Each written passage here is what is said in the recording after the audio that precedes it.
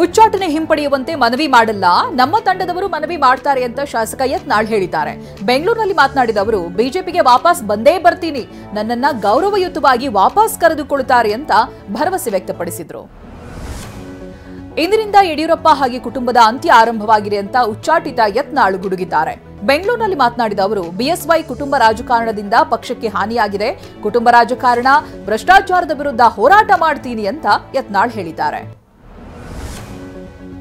ಬೇರೆ ಪಕ್ಷ ಕಟ್ಟಲ್ಲ, ಈಗಿನ ಪಕ್ಷದ ರಿಪೇರಿ ಮಾಡುವ ಕೆಲಸ ಮಾಡ್ತೀನಿ ಅಂತ ಉಚ್ಚಾಟಿತ ಯತ್ನಾಳ್ ಹೇಳಿದ್ದಾರೆ. ಬೆಂಗಳೂರಿನಲ್ಲಿ ಮಾತನಾಡಿದ ಅವರು, ಸನಾತನ ಹಿಂದೂ ಧರ್ಮದ ಬಿಜೆಪಿಯನ್ನ ಕಟ್ಟೋದೇ ಗುರಿಯಾಗಿದೆ, ನಾಳೆಯಿಂದ ರಾಜ್ಯಾದ್ಯಂತ ಹೊಸ ಹೋರಾಟ ಆರಂಭವಾಗಲಿದೆ ಅಂತ ಹೇಳಿದ್ರು. ಬಿಜೆಪಿ ಉಚ್ಚಾಟಿತ ಶಾಸಕ ಯತ್ನಾಳ್ ದೇವರ ಮೊರೆ ಹೋಗಿದ್ದಾರೆ. ಬೆಂಗಳೂರಿನ ನವರಂಗ್ ಬಳಿ ಇರುವ ಶನೈಶ್ಚರ ಸ್ವಾಮಿಗೆ ವಿಶೇಷ ಪೂಜೆಯನ್ನ ಸಲ್ಲಿಸಿದರು. 2.5 ಗಂಟೆಗಳ ಕಾಲ ನಡೆದ ಪೂಜೆಯಲ್ಲಿ ಯತ್ನಾಳ್ ಭಾಗಿಯಾದರು.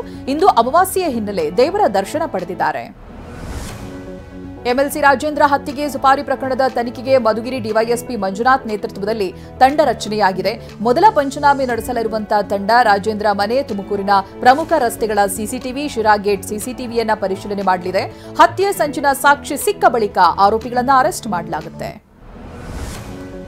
ಮಚ್ಚು ಹಿಡಿದು ರೀಲ್ಸ್ ಮಾಡಿದ ಬಿಗ್ ಬಾಸ್ ಮಾಜಿ ಸ್ಪರ್ಧಿಗಳು ರಜತ್ ಹಾಗೆ ವಿನಯ್ ಗೌಡ ಜೈಲಿನಿಂದ ರಿಲೀಸ್ ಆಗಿದ್ದಾರೆ. ನಿನ್ನೆ ನ್ಯಾಯಾಲಯ ಇಬ್ಬರಿಗೂ ಕೂಡ ಬೇಲ್ ಮಂಜೂರು ಮಾಡಿತ್ತು. ನಿನ್ನೆ ತಡವಾಗಿ ಜಾಮೀನು ಪ್ರತಿ ಪರಪ್ಪನಾಗ್ರಹಾರ ಜೈಲಾಧಿಕಾರಿಗಳ ಕೈ ಸೇರಿತ್ತು.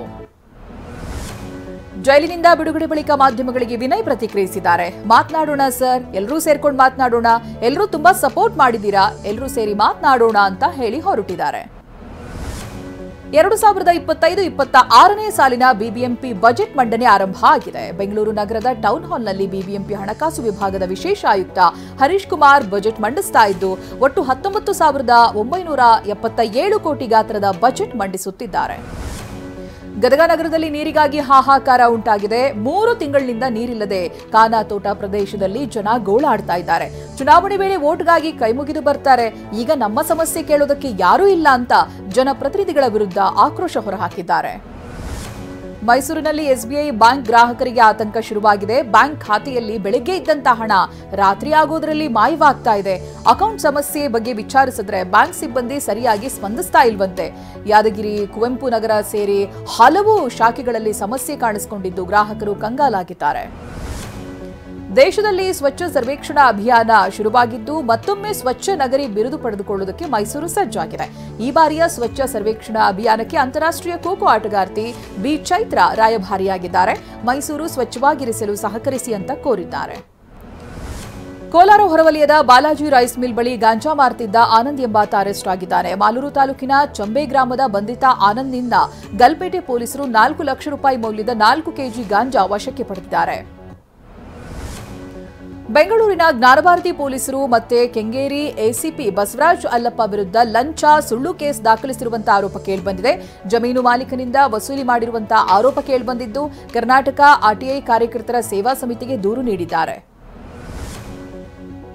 ರಾಯಚೂರು ಜಿಲ್ಲೆ ದೇವದುರ್ಗ ಪಟ್ಟಣದಲ್ಲಿ ಅಂಗನವಾಡಿ ಮಕ್ಕಳ ಮೊಟ್ಟೆ ಹಣದಲ್ಲಿ ಕಮಿಷನ್ ದಂಧೆ ಆರೋಪ ಕೇಳಿ ಬರ್ತಾ ಇದೆ.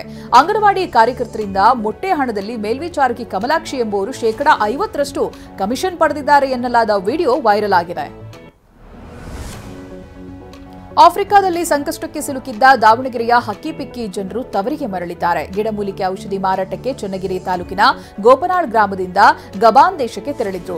ಅಲ್ಲಿನ ಹೊಸ ಸರ್ಕಾರ ಬಂದ ಹಿನ್ನೆಲೆಯಲ್ಲಿ ವಲಸಿಗರನ್ನ ಹೊರಹಾಕುವುದಕ್ಕೆ ಆದೇಶಿಸಿದ್ದು, ಹಕ್ಕಿಪಿಕ್ಕಿಗಳು ಸ್ವದೇಶಕ್ಕೆ ವಾಪಸ್ಸಾಗಿದ್ದಾರೆ. ಬಾಗಲಕೋಟೆಯ ಮುಧೋಳ ನಗರಸಭೆ ಎದುರಿನ ರೆಡಿಮೇಡ್ ಬಟ್ಟೆ ಅಂಗಡಿಗೆ ಕನ್ನ ಹಾಕಲಾಗಿದೆ. ಸಂತೋಷ್ ಎಂಬುವರ ಅಂಗಡಿಯ ಶಟರ್ ಬೆಂಡ್ ಮಾಡಿ ಕಳ್ಳರು ಕೈಚಳಕ ತೋರಿಸಿದ್ದಾರೆ. ಲಕ್ಷಾಂತರ ರೂಪಾಯಿ ಕಳ್ಳತನ ಆಗಿರುವಂತಹ ಸಾಧ್ಯತೆ ಇದ್ದು, ಸ್ಥಳಕ್ಕೆ ಮುಧೋಳ ಪೊಲೀಸರು ಭೇಟಿ ನೀಡಿ ಪರಿಶೀಲಿಸಿದರು. ತುಮಕೂರಿನಲ್ಲಿ ವಿಷ್ಣುವಿನ ಪ್ರತಿಮೆಯನ್ನ ವಿರೂಪಗೊಳಿಸಲಾಗಿದೆ. ಕುಣಿಗಲ್ ತಾಲೂಕಿನ ಬೆಟ್ಟದ ರಂಗನಾಥ ಸ್ವಾಮಿ ಬಳಿ ಇದ್ದಂತ ವಿಷ್ಣುವಿನ ಪ್ರತಿಮೆಯನ್ನ ದುಷ್ಕರ್ಮಿಗಳು ಕಲ್ಲಿನಿಂದ ಹೊಡೆದು ಕಾಲಿನಿಂದ ಒದ್ದು ವಿರೂಪಗೊಳಿಸಿದ್ದಾರೆ.